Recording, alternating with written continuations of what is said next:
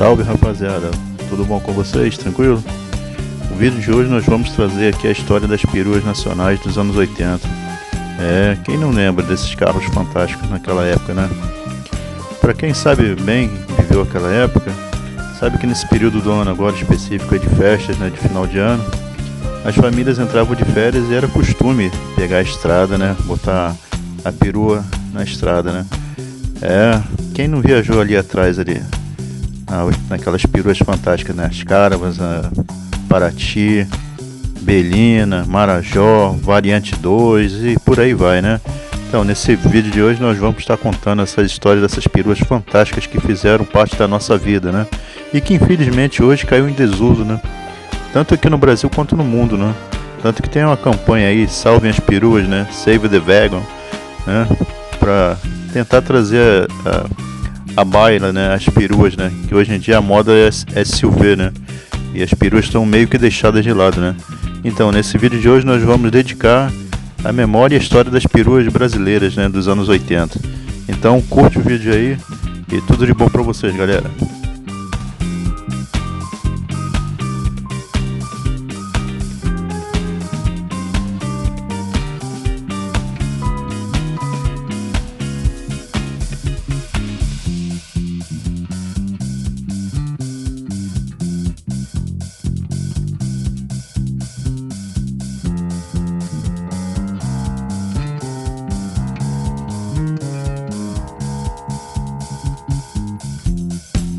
A Variante 2 foi um erro da Volkswagen. Explico. Ela foi o mais moderno carro refrigerado a ar feito no Brasil, só que veio no momento errado. Lançada em 1978, mesmo ano que a Belina 2, a perua da Volks brasileira já parecia ultrapassada frente à perua da Ford. Isso porque ela sempre teve um motor pouco potente para seu tamanho. A variantona é grande, equivalente a uma Caravan espaço interno, mas o motor é o velho conhecido arrefecido a ar do Fusca, com 1.584 cm3 e 54 cavalos, 65 cavalos brutos declarados na época. Então por que está aqui? Por dois motivos. Primeiro, porque é um interessante e diferente projeto nacional. A suspensão dianteira é McPherson, parecida com a do Passat, a direção é moderna pinhão e cremalheira, e usa freios a disco na frente. Atrás são braços arrastados. Uma configuração excelente, parecida com o Volkswagen 411 alemão. O Porsche 911 e o Porsche 924, este de motor dianteiro. E segundo o espaço interno, que é incrível, com porta-malas gigante atrás, motor de ventoinha baixa, e grande também na frente, quase nenhum espaço tomado pela mecânica, e laterais bem retas. Pode ser lento, barulhento e beberrão pelo seu motor antigo, mas não sem suas vantagens.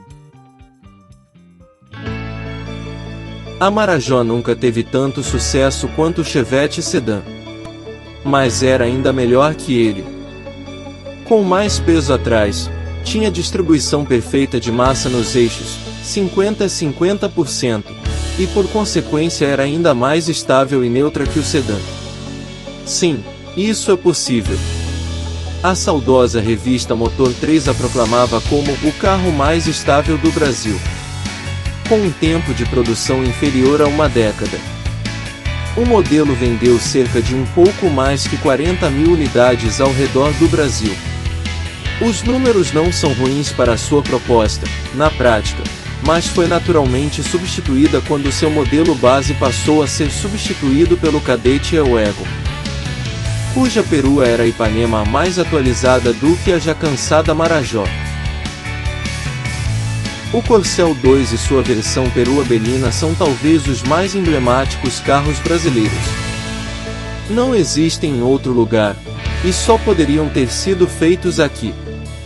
Baseados no Renault 12, até o fim tinham as rodas de 3 furos que é tradição Renault, agora de volta nos Quivit. Mas foram muito modificados pela Ford.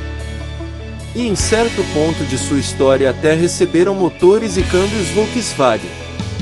A Belina 2, como passou a ser chamada, continuava com o econômico motor 1.4 que fazia até 12 km por litro em média, mas em 1979 viria um motor 1.6 e o inédito câmbio de 5 marchas, que na época só a Alfa Romeo possuía. Em 1980 era lançado o motor 1.6 a álcool, que foi elogiado graças à facilidade nas partidas a frio e funcionamento mais suave que os concorrentes. Em 1983 a Ford lançava a Perua Scala, derivada do Del Rey. Popularmente conhecida como Belina Del Rey, ela trazia todo o luxo e refinamento presentes no sedã. A Volkswagen Paraty é talvez a perua nacional de maior sucesso. Teve vida longa e interessante, com um sem fim de versões desejáveis. Desde a primeira, com mecânica derivada de Passat, é um carro muito gostoso de dirigir. O desenho era um primor, capaz de agradar tanto a chefes de família quanto a playboys. Como ditava o mercado brasileiro na época. A Paraty saía apenas em versão 2 portas. Apesar das linhas retas e vincos na carroceria, o modelo transmitia leveza e jovialidade, qualidades raras em peruas.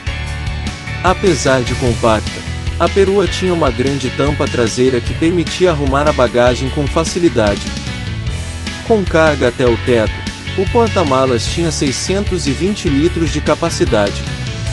No geral, a Paraty era tão estável quanto o Voyage. Muito mais justinha, confortável, silenciosa e divertida que a variante 2. Os novos tempos haviam chegado para a Volkswagen do Brasil. A simpática Fiat Panorama foi uma perua versátil, que teve vida curta mas abriu caminhos para outros sucessos da linha Fiat ao longo dos anos seguintes. A Fiat Panorama fez sucesso como derivado do Fiat 147, lançado aqui em 1976 e que abriu os caminhos para outros sucessos, inclusive a Elba, derivada do Uno, e Palio e Cayenne, que foi líder de mercado. A perua da Fiat era pequena no tamanho, mas tinha a agilidade do motor 1300 de 61 cavalos e porta-malas de 730 litros que chegava a 1440 litros com o banco traseiro rebatido. Era maior do que a Chevrolet Marajó, que chegaria algum tempo depois, mas não superava a Volkswagen Variante 2, Ford Belina ou Chevrolet Caravan, derivada de um carro de outro segmento, o Opala. Ela era uma senhora perua que soube enfrentar o passar dos anos com disposição e sem perder a pose. A Chevrolet Caravan era uma perua de porte grande para a época, derivada do Chevrolet Opala, eleita pela revista Auto Sport o carro do ano de 1976. Chevrolet Caravan.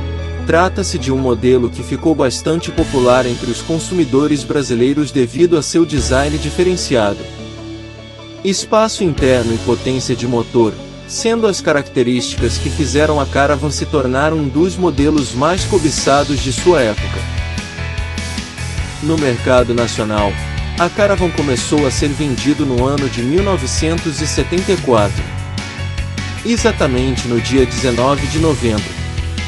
Em sua primeira versão, o modelo contava com um motor de 4 cilindros, 2,5 litros, e também com uma opção de 6 cilindros 4,1 litros, sendo dois motores enormes, mas que compensava pela força, até mesmo porque era um dos modelos mais potentes da época. Em 1980 ganhou sua primeira reestilização, sobretudo na dianteira, com novos faróis e setas. Em 1985, a linha contava com algumas mudanças, desta vez mais sutis. No conjunto mecânico não houveram alterações. No ano seguinte, a Caravan Diplomata recebia a opção de pintura de 2 tons, a saia e blusa, e algumas alterações irrelevantes. A Caravan foi produzida até 1992 e foi o último modelo da linha Opala a ser produzido. Menor perua nacional quando lançada em 1986, a Fiat Elba tinha o maior porta-malas da categoria. Pouco mais de um ano após o lançamento do Uno, a Fiat não perdia tempo e ampliava a família. Primeiro veio o sedã Premium, lançado em 1985, e depois, em abril de 1986, chegava ao mercado a sucessora da Panorama. Projeto 100% brasileiro. A perua Elba estreava com a mesma mecânica do Premium e se destacava pelo amplo espaço interno e porta-malas. A aposta da Fiat para o segmento das peruas de entrada, a Elba começou nas versões S1.3, 59 cavalos, e CS 1.5 a álcool, 71 cavalos. A partir de 1987, tanto o Premium quanto a Elba começavam a ser exportados com os nomes de Duna e Duna Weekend, respectivamente. Em 1989, a perua passava a contar com o refinamento da versão CSL, topo de linha já aplicada ao Premium no ano anterior e que trazia revestimento de veludo nos bancos, encostos de cabeça vazados e barras no teto. Um dos destaques era o novo painel envolvente, que substituía o anterior com comandos satélites. A linha 1991 trazia nova frente com faróis mais estreitos e grade dianteira menor. Nesse período a versão S foi descontinuada, restando apenas as configurações CS e CSL, sendo que a de topo recebia o motor 1.6 de 88 cavalos. A partir de 1994 a Fiat não aplicaria mais grandes mudanças à perua, que via sua participação minguar cada vez mais no mercado. Foi produzida até 1996. Com espaço, estabilidade e motor, ela foi mais do que uma perua Santana. Era um convite para cair na estrada. Em agosto de 1985, chegava aos concessionários o Volkswagen Santana Quantum, nas versões CS-CG, com câmbio manual de 5 velocidades ou automático de 3 velocidades, e sempre com 4 portas. Desde o desaparecimento do Cinca Jangada, nos anos 60, o consumidor brasileiro não tinha à disposição esta configuração na categoria entre as peruas. Com 394 litros de capacidade até a altura da tampa sanfonada e 796 litros até o teto, seu porta-malas era suficientemente grande para transportar a bagagem de toda a família. Para a linha 1987, novas nomenclaturas substituíam as versões CS e CG, que passavam a se identificar como CL, mais básica, e a GL, com vocação mais esportiva. Surgiam ainda as versões C, raríssima, para partições públicas e táxi, porém nunca vista nas ruas, e GLS, a nova topo de linha. Em 1988 foi lançado o motor AP2000, disponível para as versões GL e GLS. Com 1984 cilindradas e um pomposo logotipo 2000 na traseira, alusão às 2000 cilindradas, tinha novos pistões com novo diâmetro e bielas com novo curso, rendendo 112 cavalos de potência a 5.200 rotações por minuto e 17,3 kgfm de torque a 3.400 rotações por minuto. O modelo quadrado permaneceu em linha até o início de 1992, quando em março do mesmo ano, foi lançado o novo Volkswagen Quantum, já com injeção eletrônica, freios ABS1 Premium da Ford, a Royale, que inicialmente vinha apenas com 2 portas.